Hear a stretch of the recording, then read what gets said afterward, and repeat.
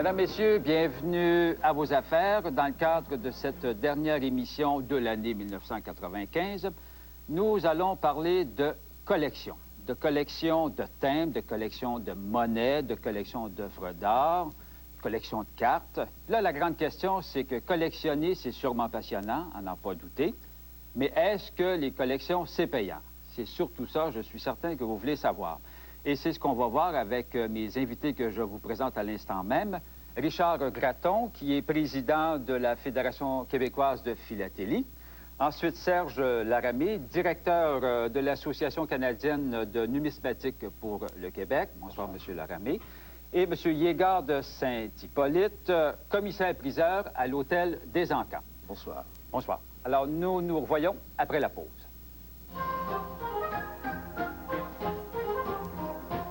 On va bien voir si notre passion de collectionner différentes choses, si c'est payant ou pas, ou bien si on doit se contenter tout simplement d'une simple passion.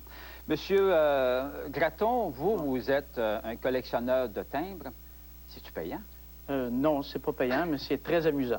C'est très stimulant. C'est un loisir de collectionner. C'est une passion, si vous voulez, là, le fait de collectionner les timbres. On peut collectionner les timbres par pays, par thème. On peut mettre notre budget 10 $ par année, ou 100 $ ou 1000 $ par année, ou 10 000 $ par année. Mais vous, dans la vraie vie, est-ce que vous êtes un collectionneur professionnel à plein temps, ou si vous faites autre chose dans la vraie vie? Non, je fais d'autres choses dans la vie. Je suis chimiste pour une papetière. Laquelle? Tom-Tam. Ah bon? Puis les timbres, là, c'est pour relaxer, finalement. C'est pour relaxer, effectivement. J'arrive chez moi le soir, il est 5-6 heures, je m'installe avec mes timbres, je regarde l'heure, il est rendu minuit, c'est l'heure d'aller se coucher. Je veux dire, ça nous a relaxé énormément. Pourquoi? Parce que vous avez fait le tour du monde, ou bien c'est parce que vous avez additionné ce que vos timbres étaient pour vous rapporter après 1 an, 2 ans, 5 ans, je ne sais trop? Non, pas du tout. C'est plutôt pour étudier les timbres, pour regarder la raison pour laquelle ils ont été émis, lire sur le sujet, échanger, correspondre avec des gens. Mes meilleurs amis sont des philatélistes, alors c'est Mais vraiment... quand vous me parlez, bon, qu'on peut commencer une petite collection à 10 $ par semaine, vous, c'est quoi? C'est 20 $ ou c'est pas mal plus? Disons que c'est un peu plus. Oui, c'est ça, vous êtes un véritable passionné. Oui. Les véritables passionnés comme vous, quoi, ils investissent plusieurs milliers de dollars par année? Oui, facilement. Mais le but, toujours, c'est toujours un simple but de passion, ou bien si vous visez, il y a un petit côté mercantile quand même, à un moment donné, je ne sais pas trop. C'est comme placement ou investissement? Je prends l'exemple un peu des gens qui vont au cinéma, regarder des films, et puis toute leur vie, ils regardent des films. Et puis, lors de leur retraite, ils ne peuvent pas retourner voir le cinéaste puis lui dire « Donne-moi mon argent ». En philatélie, on joue avec nos timbres toute notre vie, et puis on a une chance de revoir une partie de l'argent qu'on a investi. Alors... c'est un loisir collection. Mais quel genre de marché qu'on a? C'est un marché organisé ou bien c'est un... C'est un marché qui peut être très organisé. Si vous regardez, il y a M. Igor qui fait des encans, il y a M. Laramé qui fait des encans, mais il y a aussi, par exemple, là, il y a eu un encan à New York il y a quelques années, là, où la collection de M. Nichols a été mise à l'encan. Dans ce livre-là, on trouve quoi? Là? Vous retrouvez toutes les premières émissions des timbres du Canada qui ont été mises à l'encan, là, et puis M. Nichols, effectivement, a fait beaucoup d'argent avec ses timbres. Mais il avait commencé à collectionner, là, 50, 60, 70 ans. Là. Alors, rendu à sa retraite, il avait acheté les classiques, et puis ces timbres-là ont eu une plus-value intéressante. Genre de questions que les gens se posent. On sait comme moi qu'à différentes périodes, même à chaque année, on a entre autres Post Canada qui émet toujours des séries de timbres. Entre autres, vous nous avez apporté ici, bon, collection souvenirs de timbres olympiques. Quand on regarde ça, je regarde à l'intérieur et je vais le montrer à l'écran. Alors, on voit toutes sortes de timbres, évidemment, bien sûr, tous des timbres de collection. C'est très, très beau. Est-ce qu'un souvenir comme ça, ça a pris beaucoup de valeur avec les années? Alors, vous l'avez dit exactement, c'est un souvenir, ça n'a pas pris de valeur. Ça se vendait 7,50 $ et puis les marchands aujourd'hui vont vous l'acheter pour 5 $. Ah oui? Si j'ai une recommandation aux gens à faire, s'ils ne veulent plus garder le souvenir, qu'ils le donnent à un jeune pour qu'il commence à collectionner. Ou encore pire, prenez les timbres, mettez-les sur votre courrier. Mais pourquoi, regardez ici les beaux timbres, on va le voir à l'écran, d'autres beaux timbres dans cette collection olympique. Pourquoi que ça a perdu de la valeur? On en a trop émis ou quoi? Une des choses, c'est qu'il y a 80 000 collectionneurs de timbres au Québec et 200 000 au Canada. Et les postes canadiennes émettent 20 millions de timbres.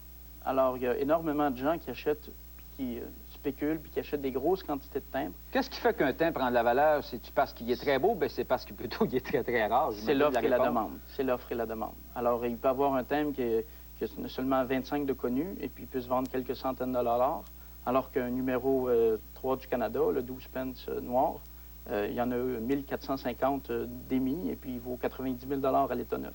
Est-ce que, monsieur de Saint-Hippolyte, c'est un gros marché? Vous, quand vous faites des encantes, de temps à autre, on en voit là, des collections de timbres qui sont vendues? Oui, tout à fait. Et puis, y a-t-il beaucoup d'acheteurs potentiels? Il y a énormément d'acheteurs. Il y a énormément d'acheteurs, non seulement à Montréal, mais dans le reste du Canada et aux États-Unis et en Europe. Mais est-ce qu'il y a une forte demande pour les timbres ou s'il n'y a pas de forte demande? Il y a une très forte demande. La rareté, vous savez, il y a deux facteurs qui font la valeur d'une pièce de monnaie ou d'un timbre. C'est l'état de conservation et la quantité imprimée dans le cas d'un timbre.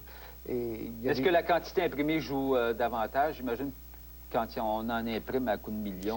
C'est la première, la première valeur témoin. La quantité imprimée détermine généralement le prix. Et on sait qu'une pièce ou qu'un timbre va être rare dans les premières années après son émission, quand on connaît les valeurs et les quantités imprimées. Et ensuite, l'état de conservation. Toute la série, M. Gratton, que l'on émet, tu sais, à toutes les semaines, je pense que Poste Canada nous en émet une nouvelle série. À tous les mois, disons. À tous les mois, bon, moi, j'exagérais un peu, quoi. Alors, à tous les mois, ils sont beaux, ils sont très beaux, mais en termes de potentiel, ils sont très beaux. Au point de vue culture, c'est très bien d'examiner pourquoi le Canada émet les timbres. C'est une grande richesse culturelle. Si vous voulez peut-être montrer, à tous les années, les postes canadiennes émettent un album souvenir où tous les timbres du Canada sont présentés. Ce que l'on voit ici, ça, c'était le château de Louisbourg. Il y a un petit peu plus loin les timbres de Superman qui ont été émis cette année, là. Oui. Alors, c'est très intéressant pour le grand public, je veux dire, mais les gens qui les achètent, c'est pour le plaisir, c'est pour le loisir que les gens devraient faire ça. Et non dans le but de spéculer ou de faire de l'argent dans le futur. Les gens qui sont intéressés par les timbres peuvent acheter une fois par année la collection annuelle de Poste Canada qui est émise. Et puis, ils le vendent à peu près à la valeur faciale, puis ils vous donnent à peu près la valeur du livre pour rien. Alors, c'est très, très intéressant. Alors, bien entendu, quand vient le temps, si les gens achètent ces choses-là, dans 50 ans, possiblement que ça va avoir pris de la valeur. Mais si dans 2-3 ans, non. Oui, c'est ça. Donc, il faut être très patient. C'est ça. Vous nous avez apporté des timbres qui ont énormément de valeur. Alors, on les voit d'ailleurs à l'écran présentement. Commentez-les donc, s'il vous plaît. Alors, ce que j'ai apporté pour vous montrer, c'est des épreuves des premiers timbres du Canada. Il y a le Prince Consort qui a été émis en 1851 et la reine mère, n'est-ce pas? Et Jacques Cartier, la reine Victoria, qui sont sur les timbres. Et ces timbres valent Ces timbres-là valent à peu près 20-25 000 chacun. Là. À l'état neuf, très bien centrés, avec leur pleine gomme et puis en parfait état. Pleine gomme, vous voulez dire quoi? Alors, il faut que la gomme à l'endos soit dans un état impeccable.